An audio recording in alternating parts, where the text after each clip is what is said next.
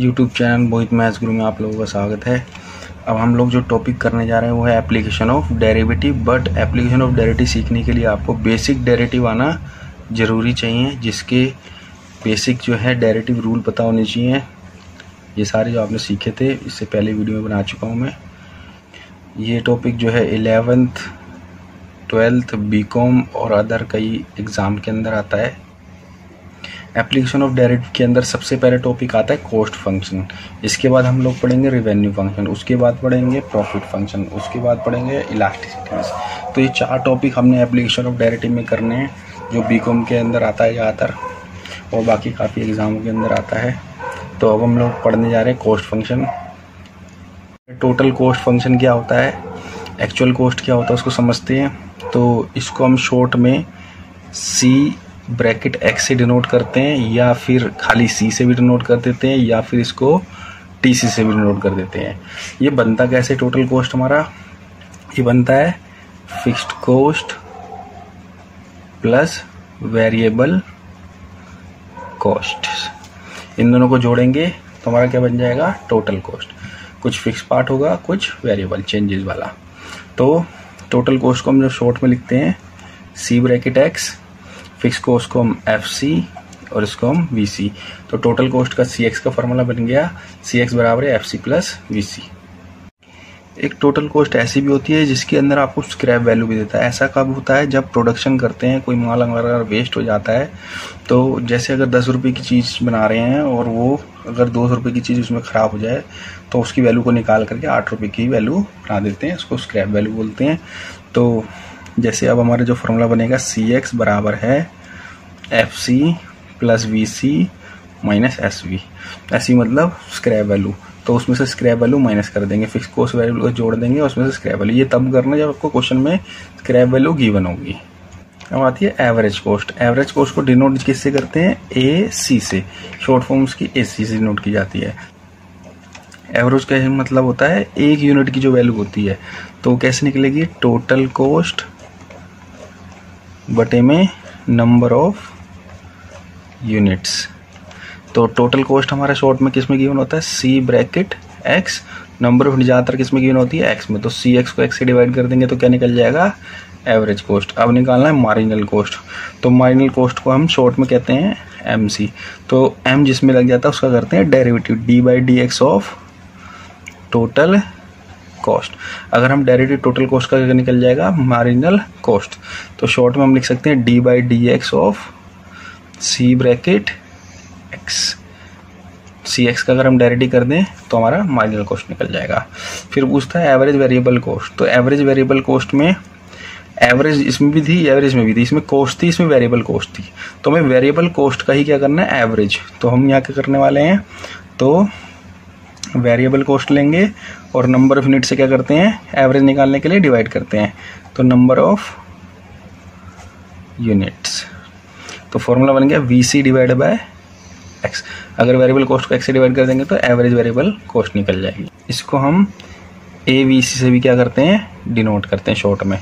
इसके बाद आता है मार्जिनल वेरिएबल कॉस्ट। तो इसमें एम लग गया, एम मतलब मार्जिनल, मार्जिनल मतलब डेरिवेटिव। डेरिवेटिव करना है किसका, वेरिएबल कॉस्ट का।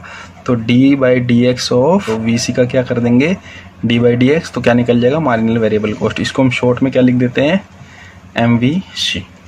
एक चीज़ और पूछता है क्वेश्चन में, ए सी या एम सी दोनों में से कोई एक मिनिमम करने के लिए पूछता है। ये कॉस्ट है, कॉस्ट में हमेशा मिनिमम ही पूछेगा, मैक्सिमम नहीं पूछेगा। क्यों नहीं पूछता, हर कोई चाहता है कॉस्ट मेरी मिनिमम से मिनिमम हो, इसलिए एवरेज कॉस्ट मार्जिनल कॉस्ट में मिनिमम पूछेगा।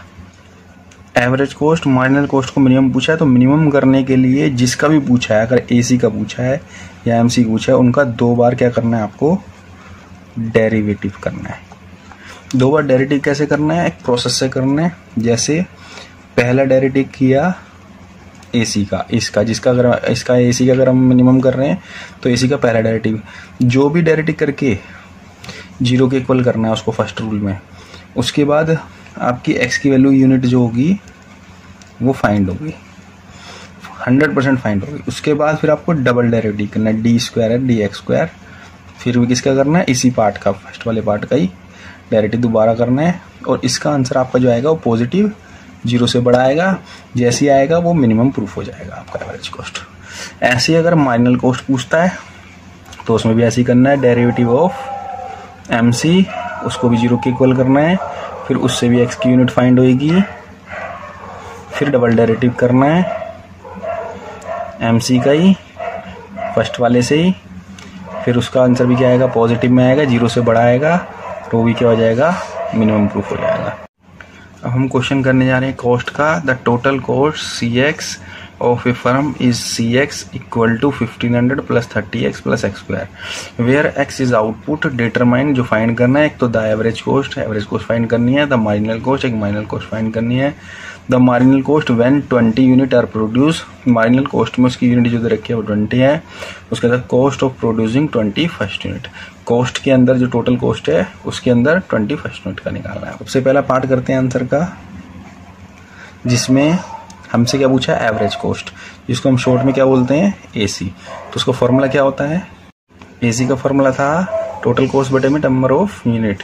तो CX डिवाइड बाय क्या करना है आपको, X, CX से आपको X को डिवाइड करना है। AC इक्वल टू हो गया CX divide by X equal to, CX की वैल्यू कितनी थी, 1500 plus 30x plus x square divide में x। इस x को सबसे क्या कर दो, अलग अलग कर दो। तो AC इक्वल टू 1500x बटे प्लस 30x बटे x, x cancel out, x square बटे x कैंसिल आउट, तो जो बच गया वो हमारा एवरेज कॉस्ट निकल जाएगा। 1500 बटे x प्लस 30 प्लस x, तो एवरेज कॉस्ट निकल गया हमारा ये। सेकेंड पार्ट में पूछा गया है द मार्जिनल कॉस्ट। तो मार्जिनल कॉस्ट के लिए हमने MC, उसके लिए क्या करा था, फॉर्मूला MC के लिए डेरिवेटिव ऑफ टोटल कॉस्ट या d by dx of CX। तो MC के लिए d by dx of C bracket x, तो d बाई dx CX था हमारे पास 1500 plus 30x plus x square, 1500 plus 30x plus x square. तो इसका derivative कर लेते हैं।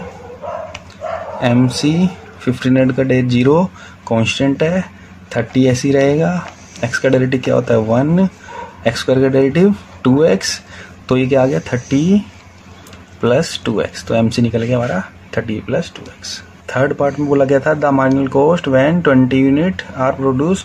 तो 20 यूनिट हमारी क्या है, x, उसको मार्जिनल कॉस्ट में पुट कर देंगे, तो x की वैल्यू क्या ले लेंगे 20।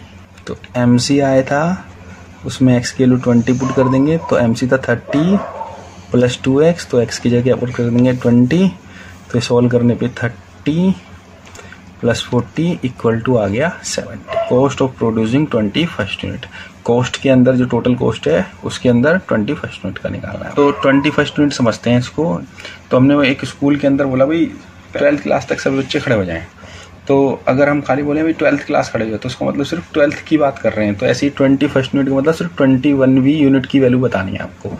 ये कैसे निकलेगी ये समझते हैं। ये देखो, कॉस्ट ऑफ 20 फर्स्ट यूनिट मतलब सिर्फ 21वीं यूनिट की वैल्यू बतानी है। कैसे बताइए, कॉस्ट ऑफ 21 यूनिट मतलब 21 यूनिट का मतलब है 1 से लेकर 21 यूनिट तक की वैल्यू। कॉस्ट ऑफ 20 यूनिट का मतलब 1 से लेकर 20 तक की। अगर 1 से लेकर 21 यूनिट की वैल्यू में से 1 से लेकर 20 तक की माइनस करेंगे तो 21वीं यूनिट ही निकलेगी। तो हमें ऐसे ही निकालना पड़ेगा। तो C21 C20, एक बार कॉस्ट में हमें 21 पुट करना है x की जगह, एक बार 20 और दोनों का डिफरेंस कर देंगे तो 20 फर्स्ट यूनिट की वैल्यू निकल जाएगी। CX equal to 1500 plus 30x plus x square. तो कॉस्ट थी 1500 प्लस 30, x की जगह 21 प्लस 21 का स्क्वायर और ये ब्रैकेट माइनस फिर 1500 प्लस 30, x की जगह फिर से 20 पुट कर देंगे प्लस 20 का स्क्वायर और ब्रैकेट क्लोज। तो इसको सॉल्व करते हैं। 1500 ये हो जाएगा 630 मल्टीप्लाई करके, ये होता है 441 माइनस ये ब्रैकेट कर लो, ये हो जाएगा 1500 600 400, इन तीनों को प्लस करते हैं तो 2571, इन तीनों को प्लस करते हैं 2500, इसमें से माइनस करेंगे तो 71। तो ये कॉस्ट ऑफ 20 फर्स्ट यूनिट की वैल्यू आ गई 71। अगर बोलता 50 फर्स्ट यूनिट की वैल्यू निकालो तो हम 51 में से 50 यूनिट की माइनस कर देते तो 50 फर्स्ट की निकल जाती है।